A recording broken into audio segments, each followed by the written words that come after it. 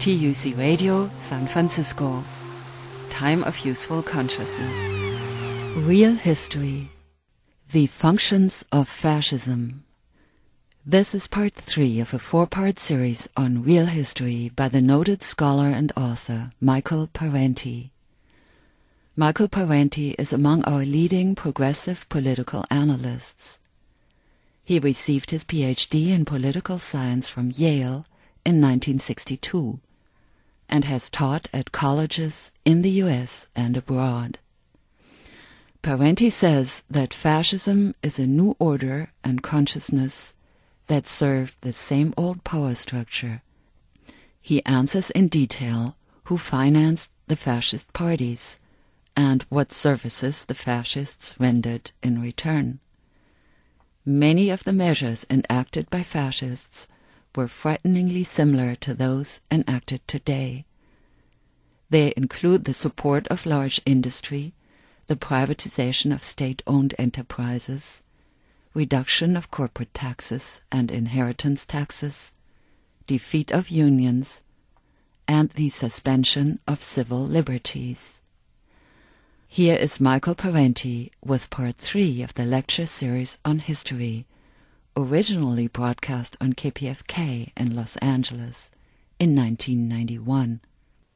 This is Michael Parenti, and welcome to Real History, a series of talks by me on different historical subjects that are relevant for understanding today's realities.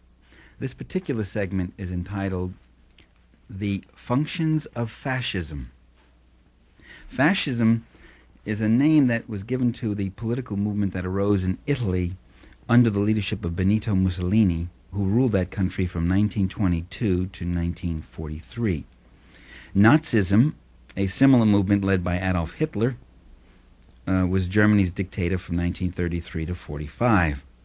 It's considered by most observers to be a variant of fascism, as to a lesser degree is the militaristic government that controlled Japan from 1940 to 45, and the Falangist movement led by Francisco Franco in Spain, when the fascists there, with the military aid, by the way, of the Italian and Nazi fascists, took over after a protracted civil war. There are similar fascist or self-avowed fascist movements, but less successful ones arose in Eastern Europe and in Great Britain, the United States, France, and other Western industrial nations. Movements. Some of them also came to power. We might recall today, when the press is full of news about how Bulgaria or Romania or Hungary or Lithuania are returning, or Poland are returning to their democratic roots by overthrowing communism, we might recall that they weren't democratic before communism came in. They were fascist. In fact, several of those countries, with the exception of Poland, were open allies of the Nazis. They were Nazi fascist allies. Now, like with a lot of terms, like liberalism, democracy, socialism, communism, no single definition of fascism maybe will satisfy everybody.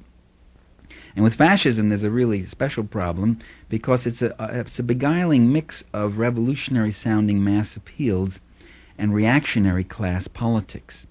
And the reactionary class politics are the part of fascism that our establishment historians, almost never talk about.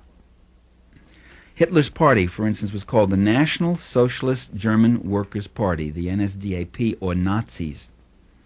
It's a very left-sounding name, National Socialist German Workers, and it was designed to win broad support among working people, even while the Nazis were destroying working-class organizations. In other words, fascism, the original Italian and German variations of fascism, was a political phenomenon that made a revolutionary appeal without making a revolution. It promised to solve the ills of the many while in fact protecting the special interests of the few with violence and terror. And it propagated a new political consciousness, a new order, a new nation to serve the same old capitalist system. Let me run down a couple of the major characteristics of the fascist ideology. First, there's a glorification of the leadership cult, the commitment to an absolutist and supreme leader, all-knowing, all-guiding. Second, there's a glorification of the nation-state as an end in itself, as an entity unto itself, an absolute component, to which the individual is subsumed.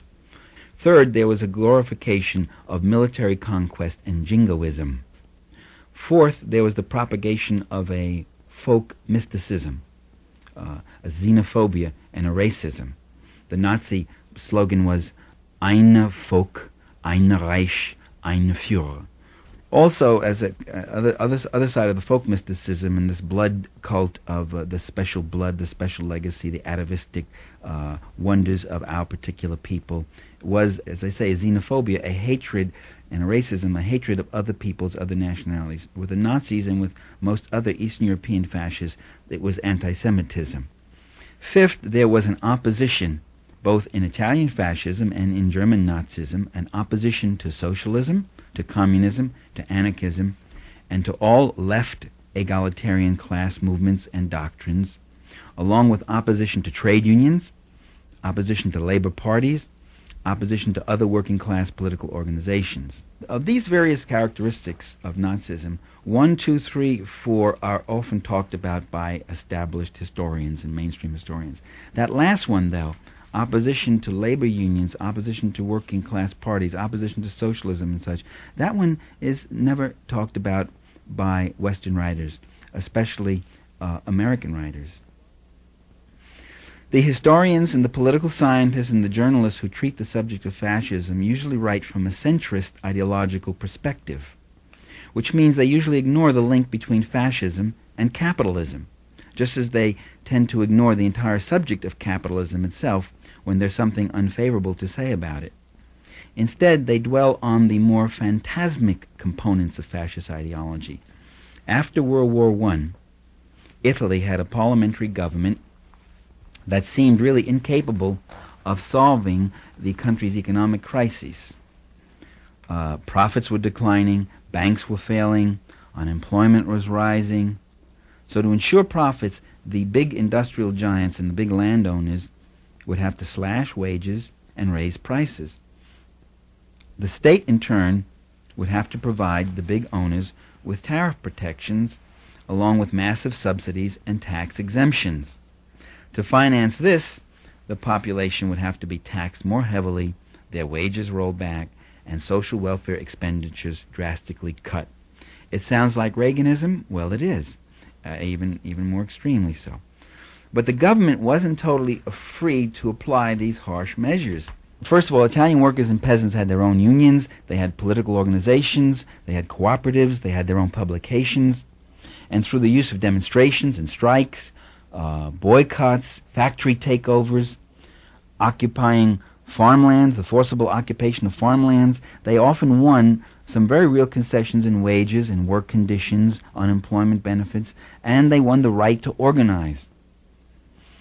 So the only solution really was to smash the worker and peasant organizations, in effect destroying all political and civil liberties, including the right to organize, agitate, and propagandize.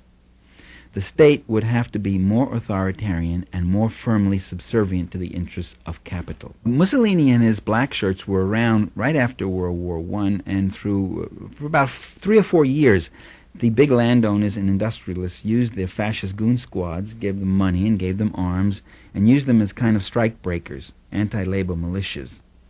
They styled themselves the United Front against Bolshevism. In 1922, the big capital interests in Italy decided to go for the whole thing.